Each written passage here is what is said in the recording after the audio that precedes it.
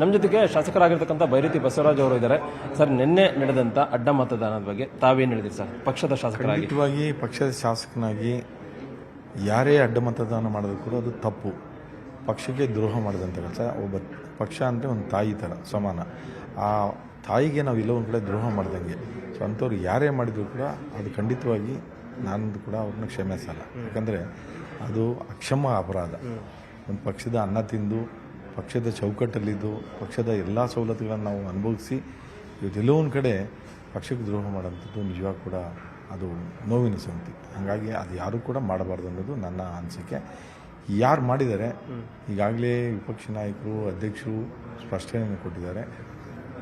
ಯಾರು ಮಾಡಿದ್ದಾರೆ ಅದಕ್ಕೆ ಒಂದು ಸಮಿತಿಯನ್ನು ರಚನೆ ಮಾಡಿದ್ದೀವಿ. ಆ ಸಮಿತಿಯ ಅವರು ಅದನ್ನೆಲ್ಲ ಕೂಡ ಕೂಲಂಕುಷ ಪರಿಶೀಲನೆ ಮಾಡಿ ನಮಗೆ ವರದಿಯನ್ನು 25ನೇ ತಾರೀಕೊಳಗೆ ಒಪ್ಪಿಸ್ತೇವೆ ಅನ್ನೋ ಮಾತನ್ನು ಏನು ಅಧ್ಯಕ್ಷರು ಹೇಳಿದ್ದಾರೆ. ನಾವು ಕೂಡ ಅದಕ್ಕೆ ಸಂಪೂರ್ಣವಾದ ಬೆಂಬಲವನ್ನು ವ್ಯಕ್ತಪಡಿಸ್ತೀನಿ. ಯಾಕಂದರೆ ಇದೊಂದು ಪಕ್ಷದ ತತ್ವ ಸಿದ್ಧಾಂತಗಳಲ್ಲಿ ಇರಬೇಕು ನಾವೆಲ್ಲ. ಎಲ್ಲೋ ಒಂದು ಕಡೆ ಇವತ್ತು ಟಿ ವಿಗಳಲ್ಲಿ ನಾನು ಕೂಡ ನೋಡ್ತಾ ಇದ್ದೀನಿ, ಈಗ ನಮ್ಮ ಹೆಸರನ್ನು ಕೂಡ ಎಲ್ಲೋ ಒಂದು ಕಡೆ ತಳುಕಾಕುವಂಥದ್ದು ಆಗ್ತಾಯಿದೆ. ನಾವೆಲ್ಲ ಒಂದು ಪಕ್ಷದ ತತ್ವ ಸಿದ್ಧಾಂತಗಳಲ್ಲಿ ಬಂದು ಇವತ್ತು ಪಕ್ಷದಲ್ಲಿ ಕೆಲಸ ಮಾಡ್ತಾಯಿದ್ವಿ. ಪಕ್ಷ ಇವತ್ತು ನಮಗೆ ಸಾಕಷ್ಟು ನಮಗೆ ಗೌರವವನ್ನು ಕೊಟ್ಟಿದ್ದಾರೆ, ಒಂದು ಉಪಾಧ್ಯಕ್ಷರಾಗಿ ಒಂದು ಸೇವೆ ಮಾಡೋಂಥ ಅವಕಾಶವನ್ನು ಕೊಟ್ಟಿದ್ದಾರೆ. ಹಾಗಾಗಿ ನಾವು ಯಾವೆಲ್ಲ ಒಂದು ಕಡೆ ತಪ್ಪು ಮಾಡಿರೋದಕ್ಕೆ ಅವಕಾಶನೇ ಇಲ್ಲ. ಆದರೂ ಕೂಡ ಸುದ್ದಿ ಮಾಧ್ಯಮಗಳಲ್ಲಿ ಎಲ್ಲೋ ಒಂದು ಕಡೆ ಈ ರೀತಿಯ ತಳ್ಕಾಕಂಥದ್ದು ದಯಮಾಡಿ ಅದು ಬಿಡಬೇಕು. ಸತ್ಯಾಸತ್ಯತೆ ತಿಳಿದು ಹಾಕಿದಾಗ ನಾವು ನಿಜವಾಗ ಕೂಡ ಓಪನ್. ಅದು ಬಿಟ್ಟು ಸುಮ್ಮನೆ ಎಲ್ಲೋ ಒಂದು ಕಡೆ ಟಿ ವಿಗಳಲ್ಲಿ ಹಾಕೋದು, ನಮಗೆಲ್ಲೋ ಒಂದು ಕಡೆ ಅಜಾಗರೂಕತೆ ಮಾಡಿಸೋಂಥದ್ದು ಇದಾಗ್ಬೋದು. ಮತ್ತು ಯಾರು ಇದರಿಂದ ಷಡ್ಯಂತ್ರ ಮಾಡ್ತಾಯಿದ್ದಾರೆ ಅಂತೇಳಿ ಆಲ್ರೆಡಿ ಅಧ್ಯಕ್ಷರು ಕೂಡ ಹೇಳಿದ್ದಾರೆ. ಸೊ ಹಾಗಾಗಿ ನೀವು ಅವ್ರನ್ನ ಕೇಳಬೇಕು, ಯಾಕೆ ಈ ರೀತಿಯ ಒಂದು ಷಡ್ಯಂತ್ರಗಳು ಮಾಡ್ತಾಯಿದ್ದಾರೆ ಅಂತ ನೀವು ಕೇಳಿ. ಈ ಬೆಳವಣಿಗೆ ಆದಮೇಲೆ ಏನಾದರೂ ರಾಜ್ಯಾಧ್ಯಕ್ಷರಾಗಿರ್ಬೋದು ಅಥವಾ ವಿರೋಧ ಪಕ್ಷದ ನಾಯಕರು ಇದ್ರ ಬಗ್ಗೆ ಚರ್ಚೆ ಮಾಡಿದ್ರೆ ನಿಮ್ಮ ಜೊತೆಗೆ? ಇಲ್ಲ, ನಾನು ಕೇಳಿದೆ ಎಲ್ಲಿದ್ದೀರಣ, ನಾನು ನನ್ನ ಕ್ಷೇತ್ರದಲ್ಲಿದ್ದೀನಿ, ಆಗ ನಾನು ಬಂದಿದ್ದೀನಿ ಅಷ್ಟೇ. ನಾನು ನನ್ನ ಜೊತೆ ಚರ್ಚೆ ಮಾಡಿದಾಗ ಪಾಪ ನಾನು ಒಬ್ಬ ಪಕ್ಷದ ಪ್ರಾಮಾಣಿಕ ಅಂತ ಗೊತ್ತಿದೆ ಅವರಿಗೆ.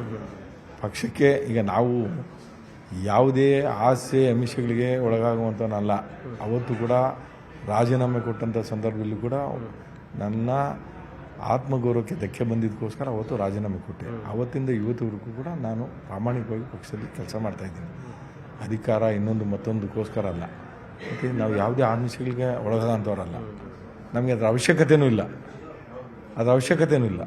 JDS ಅಂತಂದರೆ ಕುಮಾರಸ್ವಾಮಿ ಹೇಳ್ತಾ ಇದ್ರು, ನಮ್ಮ ಪಕ್ಷದ ಶಾಸಕರು ಒಟ್ಟಾಗಿದ್ದೀವಿ ಅನ್ನೋ ಕಾರಣಕ್ಕೋಸ್ಕರವಾಗಿ ಅಭ್ಯರ್ಥಿ ಹಾಕಿದ್ದೀವಿ ಅನ್ನೋದು ಅದು ಚರ್ಚೆ ಸಾಮಾನ್ಯ. ಆದರೆ BJPಯಲ್ಲಿ ತರತಕ್ಕಂಥ ಶಾಸಕರ ಈ ರೀತಿಯಾಗಿ ನಡೆಯನ್ನ ಕಾಂಗ್ರೆಸ್ಗೆ ಓಟನ್ನು ಹಾಕ್ತಾರೆ ಅಂತಂದರೆ ಇದ್ರ ಎಷ್ಟು ಮಟ್ಟಿಗೆ ಏನು ಸಂದೇಶ ಹೋಗುತ್ತೆ ಅನ್ನೋದು. ಅಂದರೆ ಪ್ರತಿಪಕ್ಷವಾಗಿ BJP 2028ಕ್ಕೆ ಅಧಿಕಾರ ಬೇಕಾಗಬೇಕು ಅನ್ನೋ ನಿಟ್ಟಿನಲ್ಲಿ ಸರ್ಕಾರದ ವಿರುದ್ಧ ಹೋರಾಟವನ್ನು ಮಾಡ್ತಾ ಇದೆ. ಸರ್ಕಾರದ ವಿರುದ್ಧ ನಾವು ಹೋರಾಟ ಮಾಡ್ತಾ ಇದ್ವಿ, ಅದೆಲ್ಲವೂ ಕೂಡ ಸತ್ಯ. ಬಟ್ ಈ ರೀತಿಯಾಗಿ ಆಗ್ಬಿಟ್ಟಿದೆ. ಅದಕ್ಕೋಸ್ಕರನೇ ಸಮಿತಿಯನ್ನು ರಚನೆ ಮಾಡಿದ್ದಾರೆ. ಸಮಿತಿ ಏನು ವರದಿ ಕೊಡ್ತಾರೆ ನೋಡಿ. Thank you. ಅವ್ರ ವಿರುದ್ಧ ಕ್ರಮ ಆಗಬೇಕಂತ ಹೇಳ್ತಾರೆ ಸರ್ ಏನಾದರೂ? ಖಂಡಿತವಾಗಿ ಯಾರೇ ತಪ್ಪು ಮಾಡಿದ್ರೆ, ನಾನೇ ತಪ್ಪು ಮಾಡಿದ್ರು ನನ್ನ ವಿರುದ್ಧ ಅನ್ನೋದು ಕ್ರಮ ಆಗಲಿ. ನಾನು ಅದ್ರ ಬಗ್ಗೆ ಎರಡು ಮಾತಿಲ್ಲ. ಯಾರು ತಪ್ಪು ಮಾಡಿದ್ದಾರೆ ವಿರುದ್ಧ ಕ್ರಮ ಆಗಲಿ. ಕ್ರಮ ಆಗದಿದ್ದರೆ ಮುಂದಿನ ದಿನಗಳಲ್ಲಿ ಇದೇ ಚಾಳಿ ಮುಂದೆ ಕೂಡ ಮುಂದುವರಿಸ್ತಾರೆ. ಇದೆಲ್ಲ ಆದಮೇಲೆ ಎಚ್ಚರಿಕೆ ಗಂಟೆ ಅನ್ನೋ ಮಾತನ್ನು ಹಿರಿಯ ಶಾಸಕರಾಗಿರ್ತಕ್ಕಂಥ ಸುರೇಶ್ ಕುಮಾರ್ ಹೇಳ್ತಾ ಇದ್ದಾರೆ ಸರ್. ಇದೆಲ್ಲ ಆದಮೇಲೆ ಒಂದು ರೀತಿ ಪ್ರತಿಪಕ್ಷವಾಗಿರ್ತಕ್ಕಂಥ ರಾಜ್ಯದ ನಾಯಕರು ಯಾವ ರೀತಿಯಾಗಿ ಹೋಗಬೇಕು ಅಂತ ನೀವು ಸಲಹೆಯನ್ನು ಕೊಡ್ತೀರಿ ಸರ್ ರಾಜ್ಯ ನಾಯಕರಿಗೆ? ಯಾಕಂದ್ರೆ 2 ವರ್ಷಗಳ ಮಾತ್ರ ಚುನಾವಣೆ ಇದೆ. DK ಶಿವಕುಮಾರ್ ಅಂತ ಒಬ್ಬ ಪ್ರಬಲ ನಾಯಕ ಮುಖ್ಯಮಂತ್ರಿ ಆಗಿದ್ದಾರೆ. ಇಲ್ಲೊಂದು ಕಡೆ BJP ಅವ್ರನ್ನ ಟಾರ್ಗೆಟ್ ಅನ್ನ ಮಾಡಿದ್ದಾರೆ. ಅಂದ್ರೆ ಗೆಲ್ಲುವಂತ ಮತಗಳಿದ್ರೂ ಕೂಡ BJP ಅವ್ರನ್ನ ಅವರು ಟಚ್ ಮಾಡಿದ್ದಾರೆ ಅಂತಂದ್ರೆ ಇಲ್ಲೊಂದು ಕಡೆ ಅವರಿಗೆ ಹೈಕಮಾಂಡ್ಗೆ ಕೂಡ ಒಂದು ಸಂದೇಶವನ್ನು ಕೊಡಬೇಕು ಅನ್ನೋದು ಅವ್ರ ಸ್ಟ್ರಾಟಜಿ.